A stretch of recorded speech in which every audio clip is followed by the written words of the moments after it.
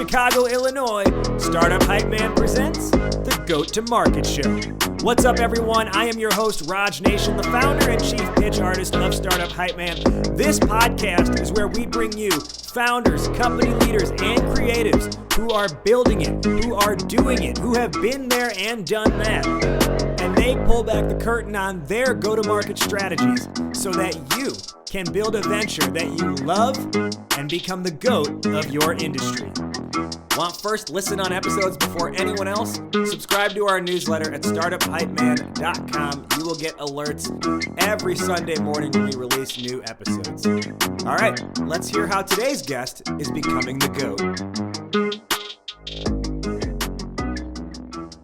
Ladies and gentlemen, making his way to the microphone from Dublin, Ireland, he is the founder of Startup Network Europe.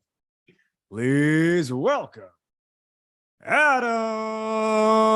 Fulham. Hi, Raj. How are you? Good to see you. As he raises his arms in celebration, entering the arena. Adam Fulham is our guest today and he's our season premiere guest as we relaunch the podcast, the first official episode of what is now called the Goat to Market Show. Adam joins us today on the GTM show, as I mentioned, as the founder of Startup Network Europe. What is Startup Network Europe? Well, since April of 2021, their conferences have gathered tens of thousands of European startup founders, angel investors, and VCs. And they also build startup communities across the entire European continent. In just 2 years' time, less than 2 years' time, as of this recording, they have held 60 plus events. Their subscriber base has eclipsed 50,000. They have been a massive vehicle in the growth of the startup economy throughout Europe over the last 2 years. And I got to imagine, above all else, with 60 plus events, Adam has got to be tired. But Adam, welcome to the show. Yeah, how are you? I'm doing well. But I want to know, with all of these events that have been going on across probably 4 different time zones overall, when do you sleep? Oh, at nighttime. Normally, the craziest experience I had was 10 events in 17 days. That was tough. That took me 1 week to recover from. That was in about 6 different countries. Wow. All right. So that involves a lot of travel. Is travel something that has always been part of your life, or did you just start traveling because you started this company? I think I started the company because I wanted to travel, to be honest. Sometimes I'm abroad, I'm enjoying myself, and I'm thinking, am I really doing this to make money? I love traveling. I mean, I've lived abroad in a few places, Chile, United States, where you are, where else? Spain, Italy. There's somewhere else there, I think Ireland, Greece, that's it. Every time I go to these conferences, you realize people are different, but they're the same everywhere. And last week we were in Zurich. We had 2 events there. So across these different places you've lived, you mentioned the US, Ireland, Spain, Italy, Chile, Greece. What would you say, of all the places, which place has been your favorite place to live? I have to say Spain, just because that was my first time living abroad and it's in my heart. I was 19, 20 years old, best time of my life.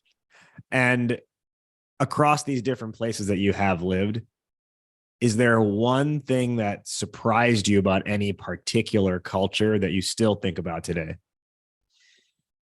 Americans are super nice, like really outgoing. I remember somebody dropped a 1 cent coin, and I didn't know it was 1 cent, but I picked it up anyway, and he said, "Oh my God, thank you." And he gave me this ticket to a museum worth $30. So that was lovely. And another time, this woman just grabbed me from behind, and she said, "I'm sorry, but your collar is up. I have to fix it." So this was in Washington, D.C. The place was full of interns, lovely people. I really liked it. All right. So note to anyone else outside the US listening, you come to America, you will get your collar fixed in a polite way, All right, great. So with this big background in living abroad, I guess knowing that now, it's probably no surprise then that you would start to build communities across the entire European continent. So, can you talk through like what were you doing originally that led you even to think about before you even started it officially? What led you to like think about Startup Network Europe? Well, COVID. So COVID happened, and I was in Italy at the time. So China locked down, and then Italy locked down 1 month before Ireland, 1 month before the rest of Europe, the rest of the world. It was a very strange experience back then, that first month. But I decided I had a sales job and I was having 6 sales meetings a week, and then 5, and then 4, and then 0. And I just decided, okay, am I going to feel sorry for myself, or am I going to try be proactive here? So after a few days of brainstorming with my manager at the time, I said, let's do webinars, because we're having no meetings, we're doing nothing. And we did a webinar when the lockdown started happening for UK universities. That was successful. So then we did webinars for universities in Spain, universities in America, Australia, and my employer at the time was selling packages to universities, so it was very good branding. And eventually, some sales came from those webinars. And one day I said, I love entrepreneurship. Why do the webinars for my employer when I could do webinars for myself, for my own company? So I'm going to do webinars about entrepreneurship, my passion. And that turned out pretty well, and it's become a business since then. Fantastic. Okay. So I gave a little bit of an introduction of Startup Network at the beginning of this, but perhaps you can expand on that. What is Startup Network, and how are you building value for the European startup economy? Yeah, so right now we're primarily events. We started off with webinars, as I said. Nowadays it's face-to-face events almost all the time. So I think it's most business events out there, whether it's in Chicago or in Dublin, most business events are terrible. They have people who say they're experts in entrepreneurship. They aren't. People who are there to sell to you, get you into scams sometimes. I would say 9 out of 10 business events worldwide are just really bad. And I figured out 2 things. Number one, the speakers have to be more successful than, for example, I am. So instead of me giving advice about business, I should be listening to people who have companies with 10, 20, 200 employees. So that was one thing. And also put them in panels, because panels, I love them. They're just so dynamic. That was one thing. And then that formula turned out to be very successful. Lots of speakers in a short amount of time, but of a certain standard. And the other thing we do now is communities. So believe it or not, we have WhatsApp groups, not Slack, but WhatsApp groups all over Europe, like Startup Network Switzerland, Startup Network Ireland, and it's just hundreds of founders helping each other out. And I've really seen that community is something that's missing in the European startup ecosystem. And sometimes in these communities, there's just wonderful stories of somebody having a crisis averted because of the group, or just getting an answer like that straight away, which would take them weeks or months of research otherwise. Well, as someone who has recently launched our own community, the Goat to Market Club, I can definitely attest to the value of having peers, having mentors, having other people you can just quickly reach out to for help on things, right? And it's amazing how giving the community can be if you just ask. And you're using Mighty Networks, right? Correct. That's our platform. Yeah. Yeah, brilliant. So I've heard very good things about it. I know lots of capabilities and so on. Well, we can dive into a conversation on the merits of that offline. So, our primary topic for today's discussion. I got so excited during introduction, I forgot to ask you this right off the bat. So I'll ask it now.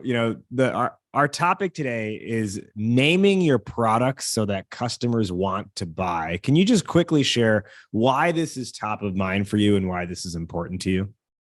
Okay, so 2 stories. Startup Network Europe. I started it 3 years ago, actually right before COVID, but then obviously COVID stalled everything. I was one person, I didn't even know that much about startups, but I figured, will I call it Startup Network Ireland or Startup Network Europe? And I decided Europe, and it wasn't really to fake it till I made it, but it was more so if I say Europe, then it could become European. So that's one thing. Try to be more ambitious with the name, the way you name things, and also the name is super clear. Or what does it do? It's a network for startups. But the best story I have is actually from 8 years ago. 2014. Oh God, yeah, 2014 is 8 years ago, right? 9 years ago. Yeah, 9 years ago now. I'm getting old. So I used to live in Chile, and I did this event called the Irish Dance and Music Night. So we got 20 or 30 people, and yeah, the event went well. We had Irish dancers, a small audience, and a few months later, 2015, I said, we're going to do the same event, but we'll call it the Irish Festival of Chile 2015. We got 300 people and they paid. And literally just because of the name, think about it, of Chile. So suddenly it was a national event, a festival. Okay, it's a festival. And 2015, so it's an annual event. So you have these three elements all in one little name. So if you go onto my website, you'll see we have the Irish Startup Conference 2022, the European Startup Conference 2022, the Paris Product Conference 2022, so on and so forth. And just the name alone, it is crazy, but the name alone attracts people. Yeah, well, compare the two names before. What was the before name for the festival, and then what was the after name? The before name was Irish Dance and Music Nights. After name, the Irish Festival of Chile 2015. And you can just, even as you say those two things, and I'm on the receiving end of that. One of them sounds like a casual night out. It's like a theme night at a bar. Yeah. The other one sounds like an event I shouldn't miss, right? It sounds like it's the thing of the year for the entire country. Yeah, and that's the thing. The name, if you message people on LinkedIn and they are Irish dance enthusiasts and they're getting a message about the Irish, dance festival of Chile, yeah, they have to go. Yeah, it's interesting how much naming does impact like the association with something. You talked about this concept of like with Startup Network Europe, you weren't faking it until you made it, but you were like, I want to open up the possibility that could grow into that. There's an interesting story that I often share when I do pitch workshops. More recently, I've been sharing it. And that is, it's a quote in 2004 or 2005 from Reed Hastings, the founder of Netflix. And Reed Hastings says, I'm going to butcher the quote right now, but he basically says like, early on, we started investing 1% to 2% of all of our revenue into developing streaming technology because we knew that's where we wanted to go. That's why the company was not called DVD by mail when we launched. It was called Netflix from day one. And that's interesting, right? Because similar to what you're saying, right? Like what they did not want to do was lock themselves into one like execution of the product by calling it DVD by mail, even though functionally that's what it was, right? That's what you'd be holding if you were holding the product.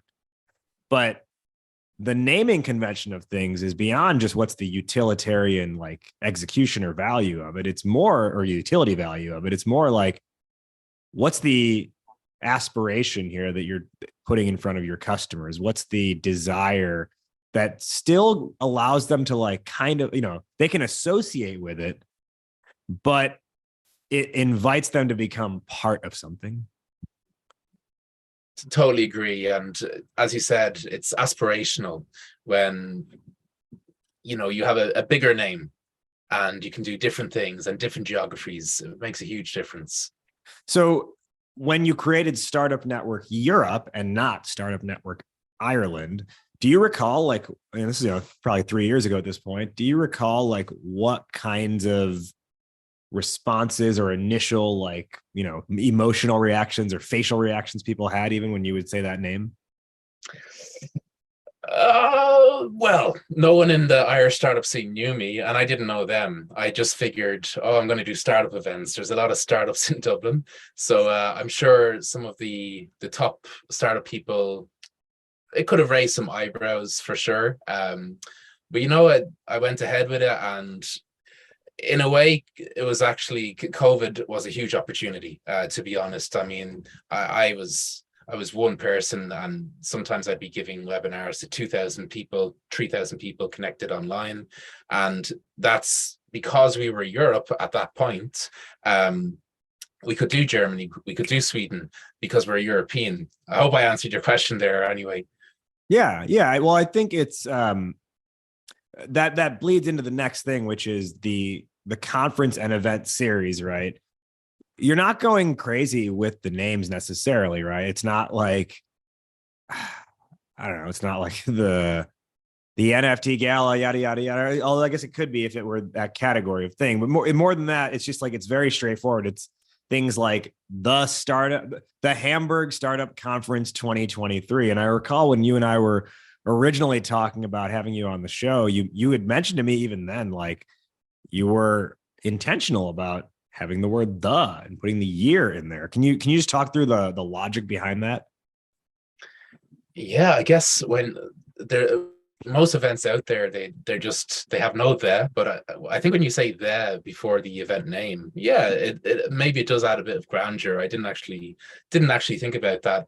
And sometimes I play around with it. So for example, last year I did 2 conferences about AI, and the first one was called the European AI Conference 2022. So very straightforward. But then we decided we're going to do another one, and oh no, the problem is we've already done one.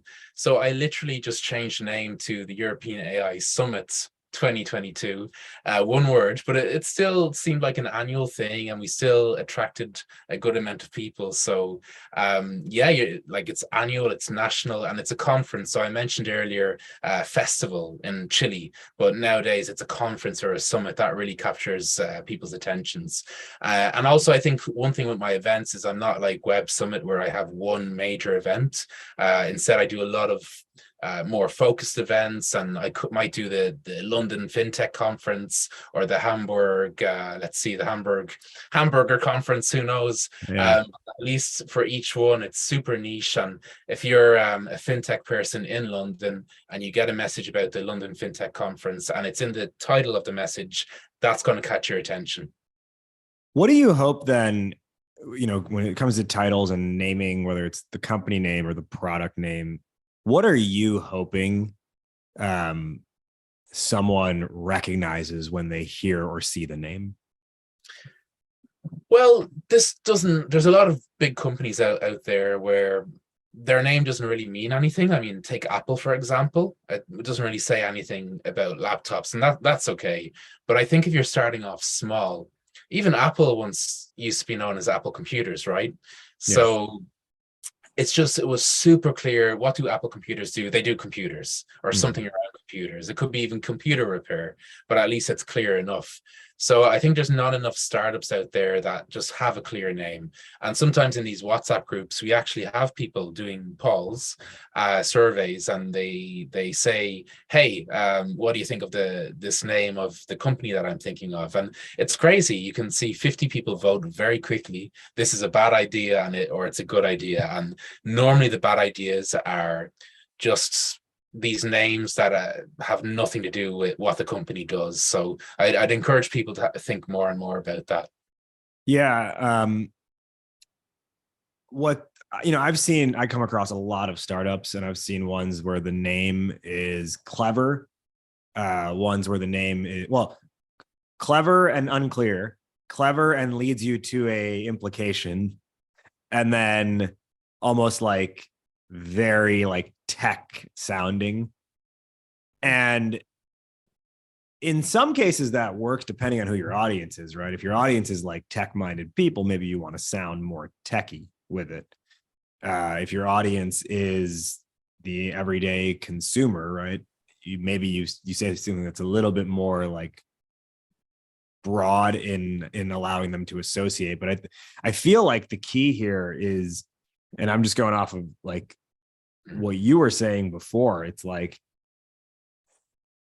be bold with your name, but in being bold, like create something that allows the person to associate with something else they might already be familiar with, to help enable some type of like context and contrast that they can draw to that thing. So coming back to Startup Network Europe, right? The contrast there is, oh, all of Europe. Okay, I know what the size and scale of Europe is. So I can make an assumption that this is going to be connecting multiple countries within Europe. Right. That's where I feel a lot of this value is coming out. Are you seeing something like that as well? And, as you grow the community as well, are you seeing people kind of like join, almost having that like innate expectation or excitement around like what the possibilities are? Yeah. I mean, probably the best event we've done so far was actually in Dublin. So we got 500 people to the Irish Startup Conference, and it was the 10th event I did in 17 days. That was the one where I slept for 1 week afterwards, but it was really, it felt like a homecoming. And it was just so nice to come back to Dublin and say, hey guys, we've just done 9 other events across Europe. And it was nice. Like Irish people were very supportive, and they felt this is bigger than Ireland. This is something that's going to help the whole European ecosystem, and Ireland too. So yeah, it was really nice in that regard. And I think everyone in Europe wants to be part of something bigger, especially in Ireland, where the market alone it's just way too small. Now, in this conversation, what we're talking about is the idea of, naming development, naming convention, which I think is probably under the larger category of product design and product development. And in that respect, when we think about product development, I want to just talk to you, the listener, for a moment and ask you, like, what are you doing to get your product developed, and who are you partnering with? Because if you're not a technical founder yourself and you need a partner, then you need to talk to Akava. Akava is the software development partner that's going to help you go from 0 to 1. And whether it's blockchain or no chain, Web3 or Web2, mobile apps or SaaS, Akava builds it at startup speed and enterprise level refinement. Startups like Stride Health, Haveno, Olive, Inside, and many, many more trust Akava from their first dollar all the way to their $1 billion valuation. And they are ready to help you become the GOAT to market. And I'll tell you, anytime someone asks me for a software dev recommendation, I say go to Akava. Their co-founder is also a tech startup founder himself, who's worked with Startup Hype Man before. So like, you trust me when I say, like, they know exactly the founder, the startup mindset. They know exactly how to help. If you are ready to build, you can check them out at akava.io. That's www.akava.io. Today, we are on Startup Hype Man's GOAT to Market show with Adam Fulham. Adam is the founder of Startup Network Europe. And we were talking about this concept, Adam, of this how you name things as part of the product design, product and development. But I also fundamentally believe, and I have to believe you do as well, how you're naming things is going to influence how you then develop marketing campaigns. So can you talk through like the tactical execution here of, you start with a big picture name, and then now how does this now trickle down into your individual marketing efforts? Okay, so how I normally make events is this. So this is where the name becomes so important. I go to Chicago, and I do the Chicago Startup Conference 2023. Okay. Now I set out the agenda, I make the poster, great. I get the speakers. Now, normally when you get speakers for events, this is how it works. You filter, you do your filters. So you get a list of 100 amazing people, and then you message all of them. And sometimes only 5 of them are able to speak. And that is totally fine, totally natural. You have 5 amazing speakers, and they will be attracted by the name, the Chicago Startup Conference. Then when you're messaging all the thousands of startups in Chicago with the name of the event, okay, it's super relevant. Now I'll go into more details about how I do this, because I would like to talk about LinkedIn marketing a bit if it's not up. So everything I'm going to say here, by the way, completely legal, because I don't want to get in trouble with LinkedIn. Basically with LinkedIn, you get Sales Navigator, you get 50 credits a month. That's what most people know who have Sales Navigator. Actually, you get 800, and this is how you do it. So On LinkedIn, maybe 10-20% of people, they have open profiles. And an open profile essentially means they probably have a premium profile, which means they have the gold badge next to their name in any search. And then they have an open, when you click into the profile, they have an open green button on their profile. And basically, that means you can send an additional 750 messages a month to those people completely legally. So you're getting 800 credits a month in a way. Then if you have a team or you work with marketing freelancers, theoretically, you can send thousands of messages on LinkedIn in a completely legal and okay way. And it's, in my opinion, the best way to do B2B marketing in particular, B2C too, but with B2B marketing, I mean, LinkedIn, I think I would say a good message has an 80% open rate, whereas the typical email would have a 20% open rate. So I love LinkedIn. Have just one message, very clear title, one link in the email, the message body, works amazingly well. Okay. So you mentioned though how like, typically you're going to reach out to a lot of people and a couple of them may be free, but can you talk through like, are you using the naming convention to almost establish like a baseline credibility with these people? Are you finding that there's less convincing involved? Like, what's that like? What does that outreach message look like? And what's almost like the standard turnaround time you're getting on responses?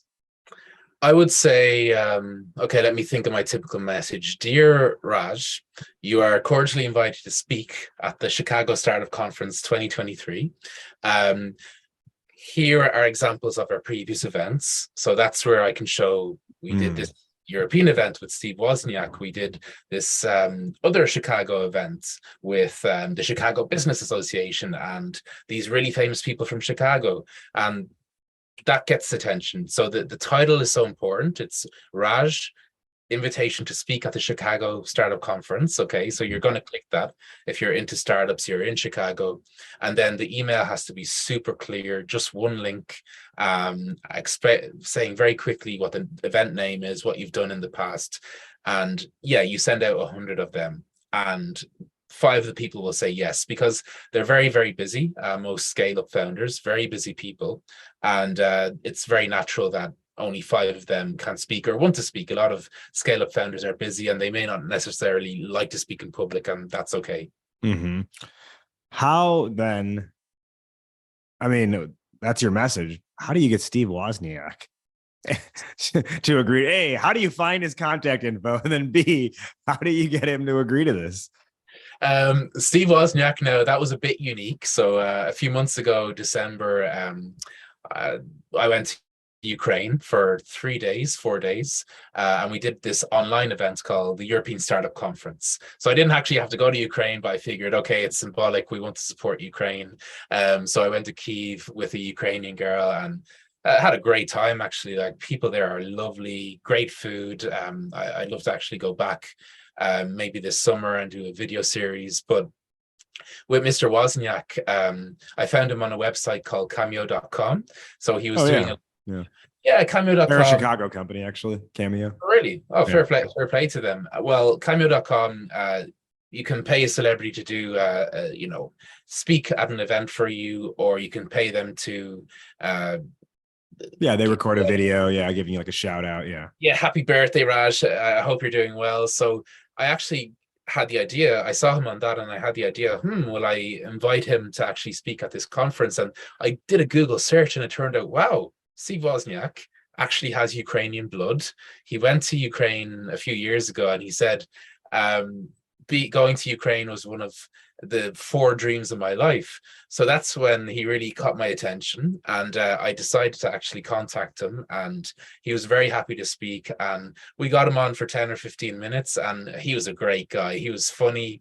He gave great information about product, and the conference in general as well was actually very non-political. We just wanted to be happy and upbeat and said, look, Ukraine's done this in the past. The Ukrainians have founded PayPal, WhatsApp, Grammarly, a few other scale-ups, and these are the startups that it has now and that it wants to grow. So he's the only celebrity speaker I've ever had, in the sense that he's famous worldwide. But sometimes it's a good it's very good to get one person like that, because then everyone else can follow. Sure. So did you send your Cameo request to him? Like, was your request, instead of like, can you give me a happy birthday message, were you like, do you want to speak at my conference, basically? Exactly, yeah. And thankfully he was free and he said yes to attending.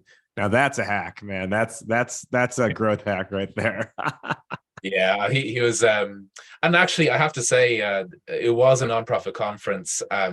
But when I approach people nowadays to speak at my for-profit events, our previous speakers include Steve Wozniak. That Of really course. catches attention. So I'm happy I did that, actually. Of course. Yeah, For a business there's point of tons of view. baseline. If you asked me to speak at something and you said our previous speakers were Steve Wozniak, I'm probably going to say yes to that event. Yeah, and the bigger event companies I hear, like I typically don't pay speakers, because I just get local speakers who are chief product officers or chief executive officers, and they're not necessarily famous people, but they're chief product officers because they're competent, because they've done Yeah, great things. they've just focused on that domain, that skill set, right? Yeah, and they're actually, they can be better speakers than the quote unquote famous speakers. Yeah. So that's one thing I like about the kind of local events that I do. But I've heard a hack that a lot of event organizers do is that they'll get somebody, like somebody from Dragon's Den, so they might pay a high fee to get that speaker. But then when they approach other people saying, hey, we've got this person on the panel, that they're very happy to actually volunteer and just be on the panel with this idol of theirs. So I might do that in the future. Let's see what happens. Sure. Well, and I'll tell you too, from experience, with how you call things, how you label, how you name things,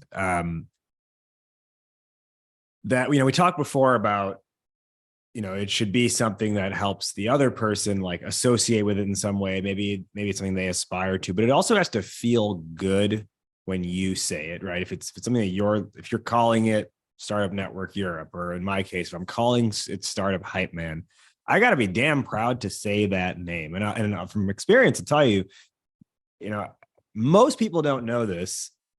I guess if you go way back into the podcast archives, you'll find it's there. But this company used to be called, when I started it, for the first 2 years or first year and a half, maybe, it was called Raj Nation Innovation. And man, was that a mouthful to say. And anytime I'd say it out loud, I'd immediately like discredit it. And I'd be like, or I'd make some like joke to make myself comfortable with having just said that as the company name. And so that brand name didn't go very far. And then when I changed it to Startup Hype Man, all of a sudden it became a name I wanted to say and wanted to put out there more than anything else. So when it was Raj Nation Innovation, I was frequently trying to just not even say the name. It's like, oh, it's just my personal business, right? I'd be like, and then you change the name to something you want to say. All of a sudden, you want to put it on everything possible. And that in and of itself, I think, becomes this almost like emotional growth hack, because when you're that much more motivated because it's a name you're proud to say, like, you almost like everything you do is amplified, and the number of things you realize you can do amplifies as well. Yeah, and hype man, it's very clear. Startup hype man. Okay, you hype up startups. Yeah. And you're a man. Okay. So really, whereas I think innovation is actually perhaps a bit too broad. So at least you specialize a little, but you can still do innovation events. It's just nice to specialize a little with your name. Well, and I think, you have to know who I am to begin with, if it's going to be Raj Nation Innovation. And then, innovation is broad, and it's innovating on what, right? And the focus is pitch development. So it was as a rapper, like, I wanted the rhyme in there. Yeah. And it was a rhyme gone wrong, I guess, is the lesson at the end of the day. Now, you're not the only person I've met who has rebranded in the past year or two. There's this Irish company. I won't say their name, but they have a really nice name. It's a pun on Irish words. Mm-hmm.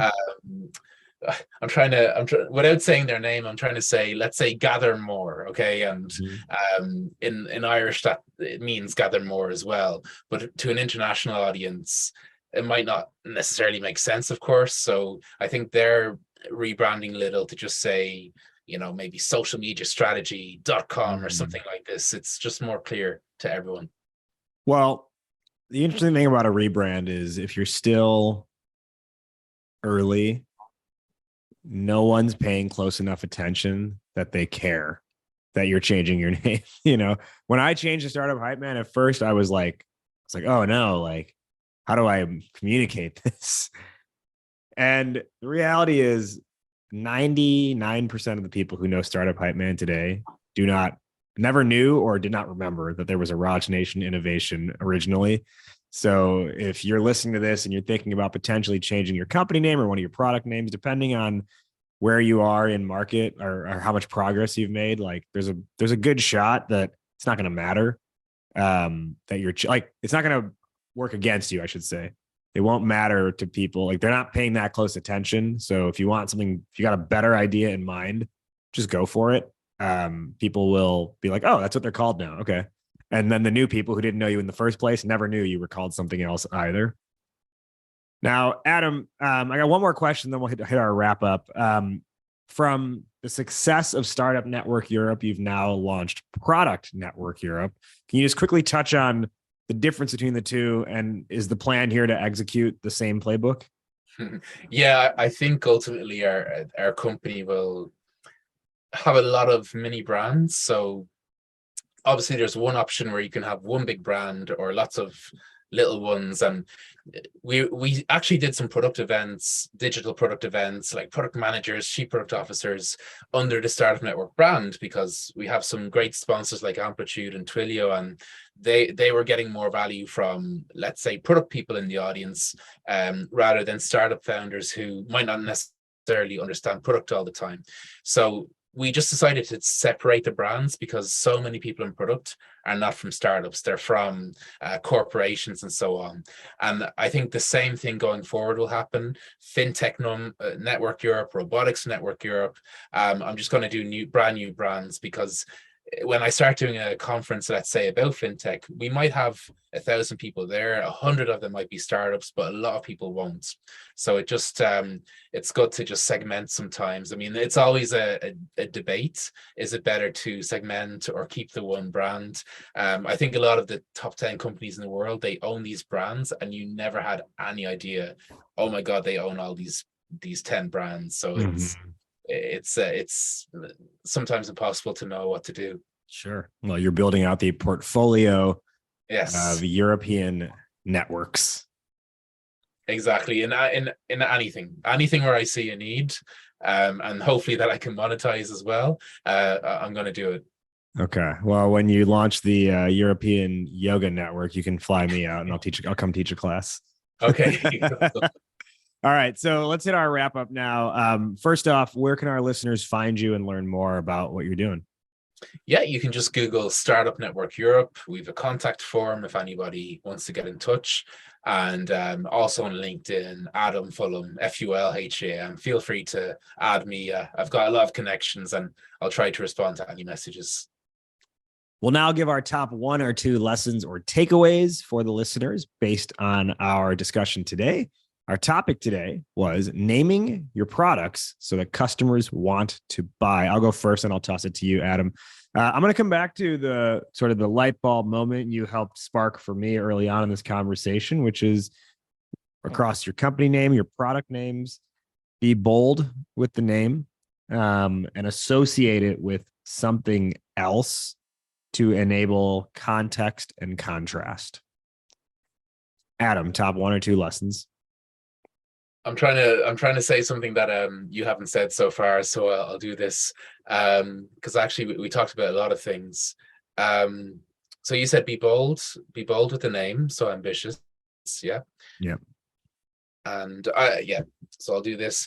Yeah, and my light bulb moment of today actually was at the end, where we realized segmentation sometimes is better, even if you lose the value of your original brand, the recognition. Sometimes it's better. My final question is, which is how we end every episode on this show. Fill in the blank, Adam. Entrepreneurship is?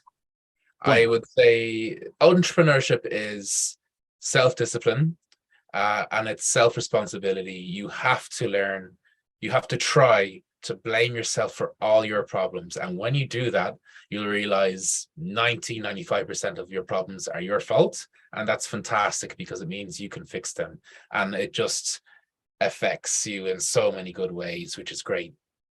Entrepreneurship is self-discipline and self-responsibility. Have not had that as a response before. I really like that. He is Adam Fulham with Startup Network Europe and Product Network Europe. Adam, thank you so much for joining on the GTM show, the Goat to Market show today. Now, listeners, guess what?